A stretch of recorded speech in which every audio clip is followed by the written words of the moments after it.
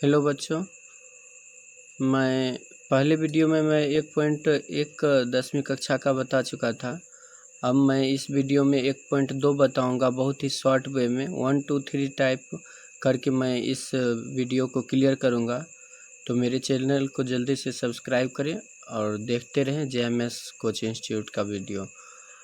अब इसमें है पहला सवाल, निम्नलिखित संख्याओं को अभाज्य गुणनखंड के गुणनफल के रूप में व्यक्त कीजिए।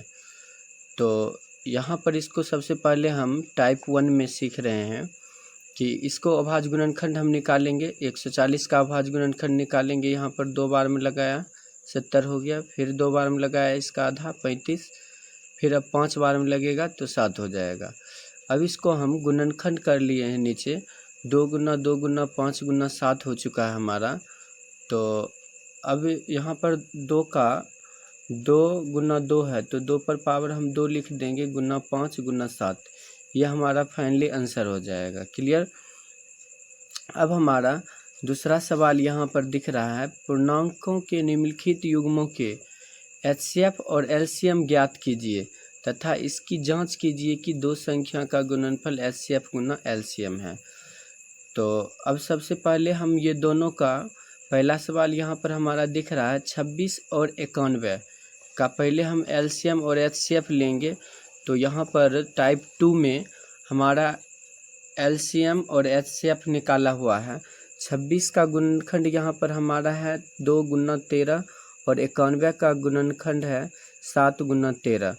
तो LCM वह होती है जो उभयनिष्ठ संख्या हो उसका गुणनफल, और जो शेष संख्या अभाज्य के रूप में आया है। तो उभयनिष्ठ संख्या है यहाँ पर हमारा 13 और शेष संख्या आया है 2 और 7 गुणनखंड के रूप में। तो 13, 2 और 7 को यहाँ पर हमने गुना किया है तो यहाँ पर हमारा प्राप्त हो चुका है कितना, 182 प्राप्त हो चुका है। कितना प्राप्त हुआ है, 182। अब हम इसका HCF निकालेंगे। तो इस दोनों संख्या के गुणनखंड में जो उभयनिष्ठ आया है, दोनों में उभयनिष्ठ कौन है, 13 है। दोनों गुणनखंडों में उभयनिष्ठ क्या है, 13 है। तो 13 हमारा क्या हो जाएगा, HCF। 13 हमारा HCF हो गया। अब इसको कह रहा है कि जांच कीजिए कि दो संख्या का गुणनफल HCF गुना LCM होता है। तो दो संख्या माना कि AB है, दो संख्या माना क्या है, AB है, और ये बराबर है किसके, HCF और LCM के। तो दो संख्या यहाँ पर हमारा है 26 और 91। दो संख्या हमारा क्या है, 26 और 91। इसका गुणनफल बराबर किसकी, इसका गुणनफल बराबर होगा LCM 182 और HCF 13 के, अर्थात दोनों का हमने गुना किया तो दोनों कितना हो गया, ये भी इसका भी गुना हो गया 2366, और इधर LCM और HCF का भी गुना हो गया 2366। तो हमारा यहाँ पर ये साबित हो चुका है। क्लियर। अब इसी टाइप से 3 और 4 सवाल भी बन रहा है। आप यहाँ पर सवाल देख सकते हैं, नीचे में हमारा सवाल है अभाज्य गुणनखंड विधि द्वारा, 3 नंबर सवाल, अभाज्य गुणनखंड विधि द्वारा निम्नलिखित पूर्णांकों के HCF और LCM ज्ञात करें। तो अभी हमने जिस प्रकार से अभाज्य गुणनखंड 26 और 91 का निकाला था, उसी प्रकार से 12, 15 और 21 का अभाज्य गुणनखंड निकालेंगे। उसके बाद मैं जो उसमें तीनों में उभयनिष्ठ होगा वह हमारा HCF आंसर हो जाएगा, और बाकी LCM के लिए जो उभयनिष्ठ है उसमें एक ले लेंगे, और बाकी जो संख्या गुणनखंड के रूप में बचेगा वो सारे को एक साथ गुणनफल करेंगे, गुना कर देंगे तो हमारा LCM हो जाएगा। तो तीसरा सवाल भी आपका 2 टाइप से क्लियर हो गया। चौथा है HCF ज्ञात करने, 306 और 657 दो संख्या है जिसका HCF 9 दिया हुआ है, तो LCM ज्ञात करना है। तो ये 4 नंबर सवाल भी आपका इसी से क्लियर हो रहा है। तो वो कैसे हो रहा है, इसमें जैसे हमने अभी कुछ देर पहले एक सूत्र लिखा था कि दो संख्या का गुणनफल AB का गुणनफल बराबर HCF गुना LCM होता है। तो यहाँ पर AB दो संख्या दिया हुआ है और HCF दिया हुआ है, तो LCM को हम X मान करके x का मान निकाल लेंगे, HCF जितना है वो इसके बट्टे में लिख करके काट देंगे, तो हमारा ये चौथा सवाल भी सॉल्व हो जाएगा। क्लियर। अब मैं बात करता हूँ टाइप 3 की। टाइप थ्री में आपका सवाल नंबर है 5 कि जांच कीजिए कि क्या किसी प्राकृत संख्या n के लिए संख्या 6n अंक 0 पर समाप्त हो सकती है। तो इसके लिए मैं टाइप 3 बनाया हूँ। टाइप 3 में है कि जो जितना n की बात कर रहा है, जो संख्या की बात कर रहा है उसका गुणनखंड हम कर लेंगे। जैसे 6n बराबर 3 गुना 2n है, अर्थात इसका मतलब हुआ कि 6n के गुणनखंड में 3 एवं 2 आ रहा है।